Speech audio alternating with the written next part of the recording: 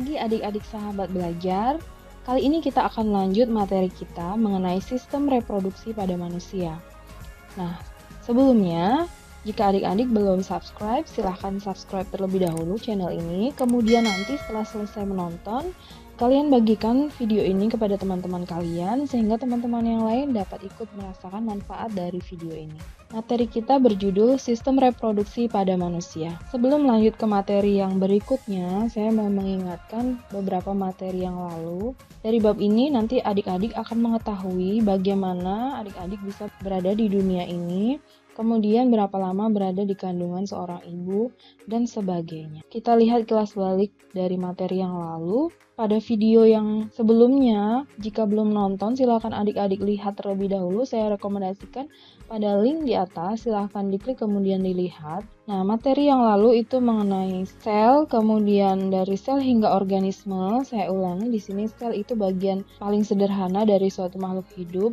Ini ada macam-macam sel, kemudian yang lebih kompleks dari sel adalah jaringan, kemudian lebih kompleks lagi dari jaringan membentuk organ.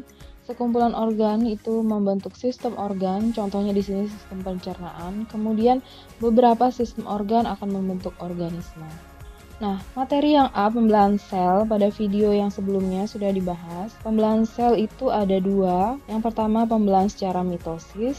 Pembelahan secara mitosis ini dari induk yang memiliki kromosom 2N atau diploid nanti akan diperoleh sel anakan yang juga bersifat diploid. Sel anakannya berjumlah 2 dan keduanya bersifat diploid. Kemudian tahap-tahapnya profase, metafase, anafase, dan telofase.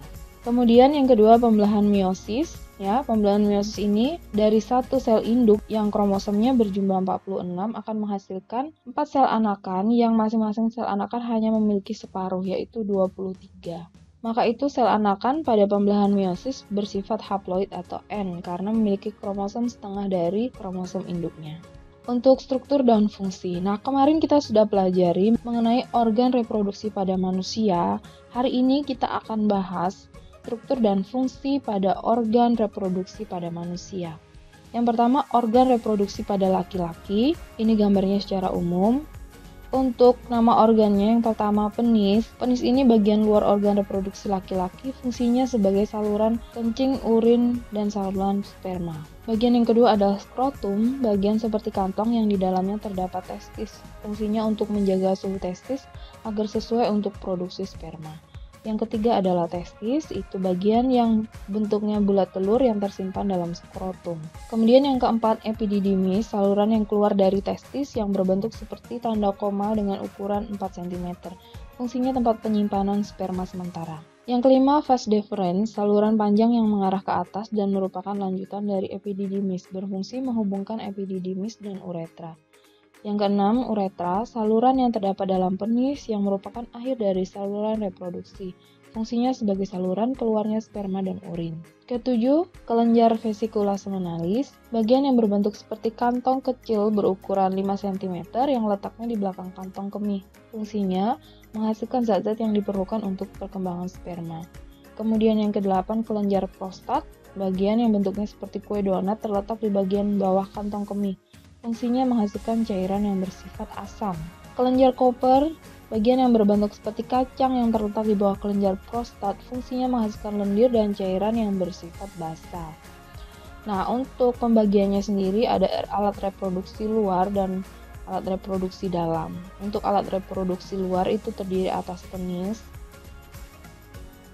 kemudian skrotum, kalau yang dalam itu testis, kemudian saluran sperma, kemudian kelenjar reproduksi. Kelenjar reproduksi ada vesicula seminalis, kelenjar prostat, kelenjar Koper atau bulbouretra. Untuk spermatogenesis kemarin sudah kita bahas, jadi saya akan lewatkan. Kemudian organ reproduksi pada perempuan. Ini gambarnya organ reproduksi pada perempuan.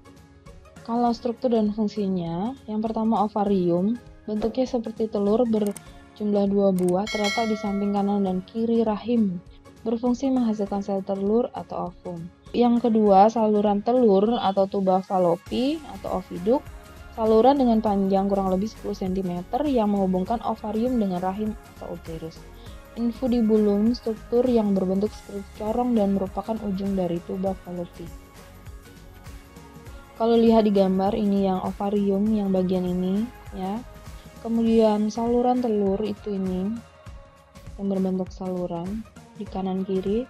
Kemudian infundibulum bentuknya seperti corong, maka dia yang ini, yang bagian C. Yang keempat, rahim uterus, struktur seperti buah pir yang berfungsi sebagai tempat berkembangnya janin selama kehamilan. Rahim atau uterus yang ini. Endometrium, lapisan membatasi rongga rahim dan meluruh saat menstruasi. Kalau kita lihat gambarnya, itu yang E. Jadi secara keseluruhan ini yang berbentuk seperti buah pir ini adalah rahim, tempat berkembangnya janin selama kehamilan. Kemudian nomor 5, endometrium, lapisan yang membatasi rongga rahim dan meluruh saat menstruasi. Endometrium itu adalah bagian yang di sini, ya, bagian yang F. Ketika menstruasi sudah saya jelaskan sebelumnya. Nah, bagian ini akan menebal ketika proses pematangan ovum. Tetapi saat ovum tidak dibuahi, maka lapisan endometrium ini yang menebal, yang di dalamnya banyak terdapat pembuluh darah, itu akan meluruh sehingga hancurnya ovum disertai dengan luruhnya dinding rahim itu akan menyebabkan pendarahan. Nomor 6, serviks, struktur rahim bagian bawah yang menyempit dan membuka ke arah vagina. Nomor 7, vagina, saluran yang menghubungkan lingkungan luar dengan rahim, saluran mengalirnya darah, menstruasi, dan saluran keluarnya bayi. Ya, serviks dan vagina, kita lihat gambarnya. Kalau serviks yang ini menghubungkan antara rahim dengan vagina yang H di sini. Kemudian fimbriae, struktur berjumbai seperti jari jemari yang berfungsi menangkap sel telur. Fimbriae itu yang ini. Pembagiannya sama alat reproduksi luar dan alat reproduksi dalam. Alat reproduksi luar itu vulva dan labium. Vulva yaitu suatu celah paling luar dari alat reproduksi wanita yang dibatasi oleh sepasang bibir kanan dan kiri. Kedua bibir ini disebut labium atau labia ya. Ke dalam vulva bermuara dua saluran, yaitu saluran urin dan saluran reproduksi atau vagina. Nah, alat reproduksi dalam itu ada ovarium yang menghasilkan sel telur atau ovum. Kemudian saluran reproduksi yang pertama saluran telur atau tuba fallopi. Saluran telur ini berakhir pada struktur berbentuk corong yang disebut infundibulum yang ditutupi oleh fimbriae. Jadi ini ya sahabat, ini adalah infundibulum, kemudian yang bagian berjumbai-jumbainya ini fimbriae, seperti jari jemari. Kita lanjut ke yang B, rahim atau uterus. Nah, uterus atau rahim, organ yang memiliki dinding yang tebal. Bentuknya seperti buah pir, seperti pada gambar yang tadi sudah saya jelaskan. Kemudian dindingnya atau endometrium itu peranannya membentuk plasenta. Plasenta adalah organ yang menyuplai nutrisi yang dibutuhkan bayi selama berkembangnya. Yang C itu vagina, saluran yang menghubungkan lingkungan luar dengan rahim, tersusun atas otot-otot elastis, dilapisi selaput membran yang disebut dengan hymen. Vagina berfungsi sebagai organ reproduksi, saluran untuk aliran darah, menstruasi dari rahim, dan jalan lahir bayi. Kita lanjut. Oogenesis pada video yang sebelumnya sudah saya jelaskan, jadi saya tidak akan ulang. Siklus menstruasi juga sudah. Ya, materi yang selanjutnya ada fertilisasi dan kehamilan. Yang sebelumnya saya jelaskan menstruasi itu terjadi kalau sel telur tidak dibuahi oleh apabila ada sel sperma yang masuk ke dalam saluran reproduksi perempuan, sel sperma tersebut akan bergerak menuju sel telur. Apabila telah bertemu dengan sel telur, bagian kepala sperma akan masuk ke sel telur dan meninggalkan bagian ekornya di luar sel telur. Nah, proses ini mengawali terjadinya fertilisasi. Ya, pada halaman ini gambar 1.11 itu skema proses fertilisasi hingga implantasi. Implantasi itu penempelan di sini. Kita lihat nomornya ya, kita baca secara berurutan adik-adik sahabat belajar. Yang pertama ovarium itu akan menghasilkan ovum, mengalami ovulasi sehingga menghasilkan sel telur, oosit dari ovarium. Nah, kemudian ketika dihasilkan sel telur, nah di sini bagian kedua ada sel sperma yang masuk ke dalam rahim ke sini. Maka terjadi fertilisasi, yaitu peleburan inti sel telur dengan inti sel sperma sehingga terbentuk sigot. Ini gambarnya, yang pertama sel telur, kemudian ada sel sperma. Nah, keduanya melebur inti sel telur dengan inti sel sperma, maka terjadi fertilisasi. membentuk zigot. Nah, selanjutnya ini zigot. Kemudian zigotnya ini mengarah ke sini, mengarah ke uterus. Pada saat mengarah ke uterus, dia mengalami pembelahan. Satu sel zigot membelah menjadi 2, kemudian menjadi 4 sel dan seterusnya. Ini terjadi dalam tuba falopi. Setelah mengalami pembelahan di sini tuba falopi, dia menuju ke sini. Terjadi pembelahan lanjutan, zigot terus membelah sehingga terbentuk sekumpulan sel seperti buah anggur yang disebut morula. Ini gambar dari morulanya. Kemudian morula terus mengalami pembelahan sehingga terbentuk blastosit. Blastosit selanjutnya menempel ke dalam endometrium yang disebut proses implantasi atau penempelan.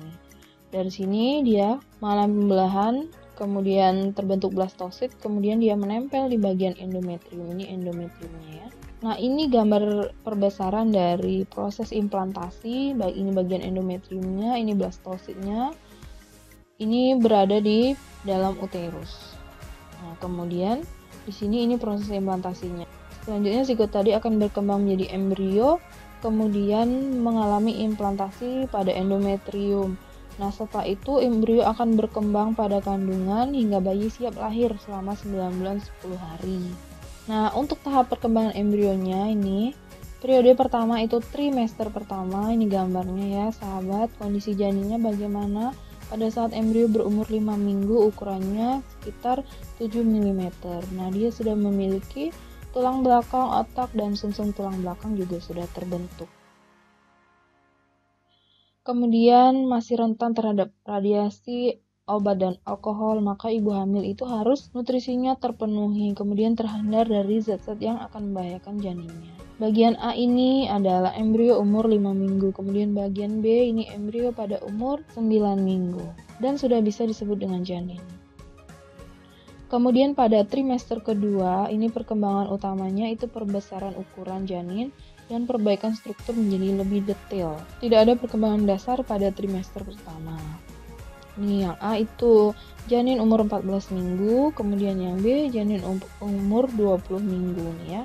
Yang umur 20 minggu ini sudah lebih jelas lagi. Janin telah terlihat seperti bayi, jari tangan dan jari kaki sudah terbentuk, sudah memiliki alis dan bulu mata, permukaan kulitnya juga sudah ditumbuhi oleh rambut. Kemudian mulai bergerak aktif, pada akhir trimester kedua ini mata janin sudah membuka dan mulai terbentuk gigi.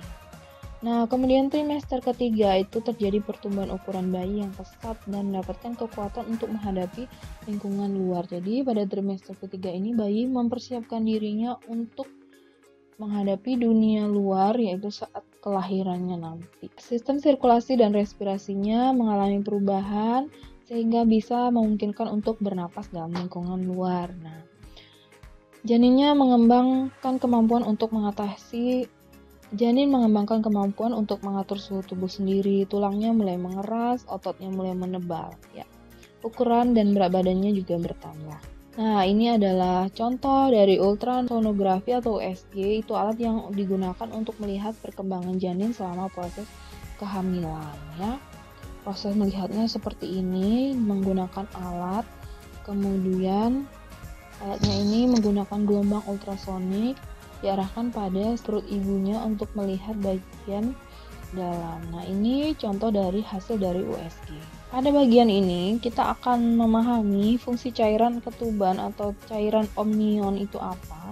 Jadi, janin yang berada dalam rahim seorang ibu itu diselubungi oleh cairan ketuban. Nah, fungsinya apa? Yang pertama, memberi ruang gerak. Karena setiap zat cair itu memiliki bentuk sesuai dengan wadahnya, jadi zat cair tidak dapat dimampatkan tetapi dapat menekan ke segala arah.